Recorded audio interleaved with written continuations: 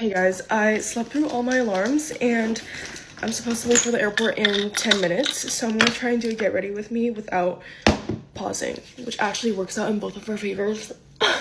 But basically, I'm going to Miami. It's 5:24 a.m. right now. And I have to be out of the house by 5:35. So I'm gonna try and hurry as much as I can. And I accidentally only set one alarm at 4 and I hit snooze, and then the second time it went off I hit stop and I just slept. And then, you know, when you get that like feeling in your stomach, my stomach just like dropped and I woke up, and then I checked my phone, it was 5:19. I was like, oh fuck. So we're gonna speed run this. Also guys, look how short my hair is. I just recently cut it and low-key it was a lot shorter than I thought. I was just like, oh, just maybe just a trim, but I was like, you can cut off as much as you can, as much as you need to make it healthy. And I guess my hair was just that unhealthy. But yeah, I was low-key like freaking out a little when she first cut it because I was like, oh my gosh, it's so short. But I don't know, I kind of like it. It's like out of my way now and it feels a lot nicer than it was originally, which is nice. Okay, I don't know if I want to do makeup because it's so early in the morning. And I also don't know if I want to put my contacts on. I don't think so. It's so early. I like literally just opened my eyes. Okay. I have my skincare bag packed up. I'm sorry, I'm gonna have to pause this. I hate waking up this early every time because my allergies are so bad in the morning. But anyways, I'm really excited for this trip because I'm bringing my best friend from home and she's actually already at the airport and I'm so excited to see her. Okay, we have teleported to the bathroom because I need to brush my teeth. My eyes, why are my eyes so red right now? Okay, it's only been 5 minutes since I started this video, so we're actually doing really good. I have my carry-on packed. I don't need this. Passport. Hope I'm not forgetting anything. I found this thing from Kostas like a few days ago, and it's deodorant. I didn't even know Kostas. Oh! What the fuck? Okay, it smells really good, but I'm gonna try it. This is so weird. Okay, I've been using this vanilla perfume from Fleur. I'm actually gonna pack this. Okay guys, I just got my car. This is my outfit. It's really cute. The sweater says New York and then the butt matches it. I got my suitcase, my bag. I'm ready to go and I'll see you guys in Miami. Bye guys. Nothing gives away your age more than the way you dress. This was just how I dressed last year and there's nothing wrong with that, but people would be shocked when I said my age because they would think I was so much younger than I actually was. This is how I dress now, and a lot of people think I'm older, just a girl with a baby face, because I do look very young, but the way that I dress is a lot more elevated. In my opinion, having a baby face doesn't present you as younger, but the way you dress does. So this is how I elevated my style while also keeping my personal style. First and foremost, invest in long-term pieces. I cannot say that enough. Shein is getting you absolutely nowhere. Period. Honestly. Maturing is coming to terms with the fact that placing a Shein order every couple of months for $300 is the same as investing in long-term pieces, and it's probably cheaper. I feel like we all get wrapped up in micro trends, and Shein is the first place to have the micro trends when they launch. But if you want to actually achieve the Pinterest girl style, they all have investment pieces in them. A classic white t-shirt, a good jacket that will actually keep you warm. You can layer and style those in so many different ways. This is also when look good, feel good is so true, because when I'm wearing an expensive outfit and I look really good and it fits me very well, I feel really good. Also, the quality pieces that I invest my money in, I wear all the time, like my trench coat. I am never not seen wearing it, which leads me to the next topic. Trade in your puffer jacket for a trench coat, okay? Hear me out, everyone. I know if you told me in high school to wear a trench coat, I'd probably laugh in your face, but since moving to the city, it just elevates your outfit so much. I could walk out of the house wearing sweatpants and a sweatshirt and put on a trench coat and I still feel put together. Whereas if I wore a puffer jacket, I'd feel like Central C. No hate if that's your vibe at all. Side note, say 8 with this bronzer. No crumbs. Wow. All I'm saying is if you're going to family dinners or certain outings, wearing a trench coat will elevate your outfit so much, especially if you already look cute underneath. When I was in high school, I would go into Aritzia and see the trench coats and I would want one so bad, but I was like, everyone's gonna make fun of me. Which leads me to my next point. Dressing the way you want exceeds confidence, like to the max. Me a year ago, looking at myself today, I would be so jealous of the way I dressed because I was going to high school wearing sweatpants and a sweatshirt. On occasion, maybe once a month, I would wear jeans and a cute little top, but dressing unapologetically. Is that even how you say that? Yeah. Just dressing the way you want radiates so much maturity. That brow lift is wild. Now, something I did not learn until very late into the game, less is more, okay? Less is more. Oh. Bye. Oh Oh my god, it's all over me. Now, sometimes this can be very hard to master, but how I establish it is if the shirt is the star of the show, everything else needs to be basic. For example, those trendy cheetah pants that are going around, the pants would be the star of the show, meaning the top needs to be plain white, simple. You could have some fun jewelry going on, casual shoes, but nothing too much. We'll say there are instances where I've just thrown a bunch of random stuff together and it's looked good. That is a very, very rare occasion that only happens once in a blue moon. Why do people say that saying? Once in a blue moon. What is once in a blue moon? Doesn't happen in a long time. But it happens once in a blue moon? Yeah, it happens once in like a bunch of years. Well, that is what I mean. My biggest takeaway here, do not be afraid to dress the way that you want. I can 110% promise you someone is looking at you saying, I wish I had the confidence to dress the way that I want. Because I know in high school, I was that girl. I need to wash my hair. Let me know if you guys want more styling tips. I feel like this is gonna sound mean, but being friends with an insecure girl can be one of the worst experiences. Specifically, insecure girls who really crave male attention. The issue is they will always be in a competition with you. It doesn't matter like how pretty they are, how much they have, they will always want to tear you down and take from you. I dealt with this one girl who I thought was a really close friend. We were friends for like 4 years, I think. And at first it wasn't very noticeable because I literally looked up to her. I was like, wow, she's so pretty and she has everything. Everybody likes her. She's smart. And it wasn't until years later after I finally cut her off that I realized how toxic she was. So we usually hung out in a group of 3. And the first red flag was whenever the other girl had a crush and she expressed it, this girl would immediately start pursuing that guy, even though she had no connection to him prior. The other friend only ever had crushes on guys that she was already friends with. But this other girl had no connection to him until her friend was interested in him, and then all of a sudden she's messaging him. She actually ended up dating 3 of those guys that my friend had a crush on. The other friend just was like, okay, whatever. I think the other friend valued the friendship more than a guy, so she wasn't like willing to let a guy get in between their relationship. Anyway, I never really expressed interest in dating to her because, I mean, look at the way she acts. I also wasn't really interested in dating at the time, like it was just not a priority for me.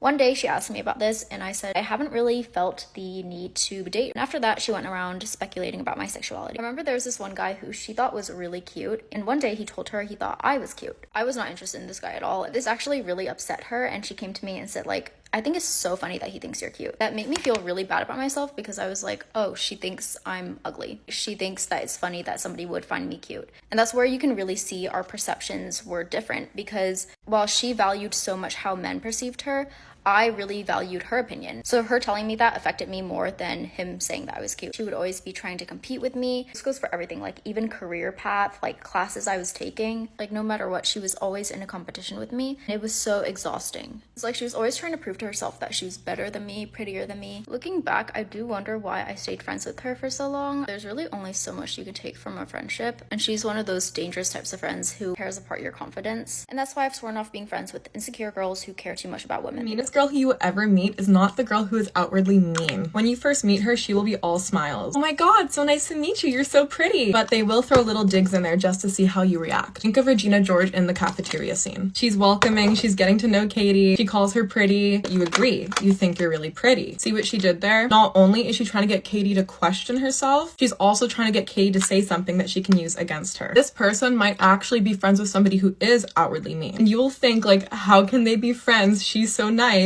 But no, this girl is actually worse, because at least her friend has the decency to be mean to your face. Nice mean girl will act like she's your friend, and then as soon as they have information that they can use, they're gonna run with it. The thing that sucks most about these people is that when they do turn on you, you feel so alone, because again, they're not outwardly mean. Everyone thinks they're nice. I think the key characteristic of the nice mean girl is that she will try to embarrass you. There was this girl that I was just starting to become friends with, and again, she was super outwardly nice. And one day she comes up to me and tells me that she's having a birthday party and that I should come. The next day I come up to her and she's with her friends, and I go up to say hi and I'm like, hey, are we still on for tonight? And then this girl looks around like super awkward. She was kind of acting like I was crazy, and she's like, oh yeah, like I don't even know like what I'm doing tonight. I was confused because I was like, you literally told me yesterday you're having like a birthday party thing. So I just kind of get the hint and I back off, and then when I leave I see her like whispering to her friends and they're laughing. So I didn't know this girl very well at the time, but from what I know about her now, I can guarantee you as soon as I left, she turned to her friends and was like, oh my god, that girl is so crazy, like she's trying to invite herself to my party. We are not friends. Yeah girl, I know, but you invited me. Like I'm okay not going to your little get together. I was just confirming the plans. But she put me in a position where it was basically a public display, and she was acting like I was some kind of maniac trying to invite myself to her party. See, in my opinion, that type of mean girl is like another level of cruel, because at least the girls who are outwardly mean would like own up to it. But the mean nice girl, she's making you question your sanity, for one. She's not owning up to the situation, and she's trying to make you look like you're in the wrong. With a girl like that, what can you even do at that point? Another thing I've noticed the mean nice girl does, because they're always playing up this charade of niceness, if something bad happens to you, they will come up and comfort you. No girl, I'm so sorry, you did not deserve that to happen to you. But then they will run to the person and tell them everything you had to say. So I actually had this happen, and I ended up confronting the girl. I was like, I told you this person did this thing to me, and then you went and told them. Like, what's that about? They were like, oh my god, no girl, like, I went to confront them for you because yeah, it was so wrong what they did to you. Like, girl, what? They're literally master manipulators. So takeaway from this, don't assume somebody is mean if they're being nice. That's not my thesis statement in this. But if you notice some red flags from somebody and you ignore it because they're nice, just remember that some of the meanest girls are the nicest. Okay guys, that's all. Bye. Ready with me in 3 languages. I'm going to start off with English. English is actually my second language. I learned it at school, but most of it I learned by watching YouTube, Netflix, TikTok, and just everything in English. Most of the influencers that I watch are from the United States. Okay, więc moim drugim językiem jest polski. W sensie tak naprawdę pierwszym. Od zawsze mieszkam w Polsce. Oczywiście moja cała rodzina w sumie jest z Polski. Mi tercer idioma es el español. Pues yo empecé a aprender español en mayo de 2023. Empecé a escuchar reggaetón. Me gustan muchísimo las canciones españolas, las series de televisión, la cultura obviamente, y la comida es también tan buena. Me encantan churros con chocolate, los mejores, ¿no? Y también tengo el acento castellano. Por cierto, estudio español en Madrid de septiembre hasta noviembre. Cada año estoy en España con mi familia de vacaciones. Recientemente fuimos a Tenerife. Ha sido brutal. El océano y lo todo.